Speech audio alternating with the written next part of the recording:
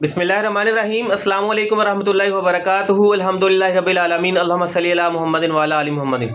मोहतरम नाज़रीन, अगर आप वाकया ही इस गोली को समझना चाहते हैं तो फिर आप दुरुस्त वीडियो के ऊपर आ चुके हैं। मेरी कोशिश होगी कि आपको दुरुस्त इन्फॉर्मेशन दूँ इस गोली के हवाले से कि ये गोली हमारी सेहत के हवाले से कहाँ कहाँ पर काम करती है, इसकी खुराक क्या होगी और क्या क्या इसके साइड इफ़ेक्ट हो सकते हैं। यानी कि इस गोली को आज की वीडियो के अंदर हम समझने की कोशिश करेंगे। ऐसे मरीज़ जिनको सांस का मसला हो या फिर ऐसे मरीज़ जिनको जिल्द के रिलेटेड कोई ऐसा प्रॉब्लम, ऐसा इन्फेक्शन हो चुका हो या पेशाब की नाली के अंदर किसी किस्म का कोई भी इन्फेक्शन हो, इसके अलावा दीगर ऐसे इन्फेक्शन जो हमारी पूरी बॉडी के अंदर नरम टिश्यूज़ के साथ जुड़े होते हैं, उन तमाम मामलात को ठीक रखने के लिए, उन इन्फेक्शंस को ठीक करने के लिए इस गोली का इस्तेमाल किया जाता है। एनॉक्साबिड गोली 200 मिलीग्राम के अंदर और 400 मिलीग्राम के अंदर मार्केट के अंदर दस्तयाब होती है।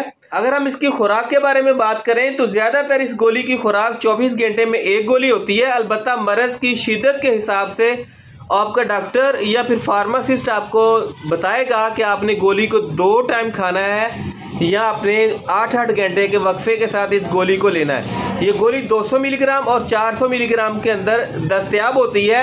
हर मर्ज़ जो है, हर कंडीशन के लिए अलग अलग इसकी ट्रीटमेंट होगी।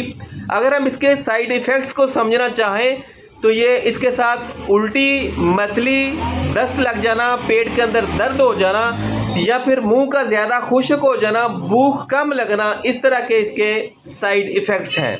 अब आखिर के अंदर हम समझेंगे कि कौन से मरीज़ एनॉक्साबिड गोली को इस्तेमाल नहीं कर सकते।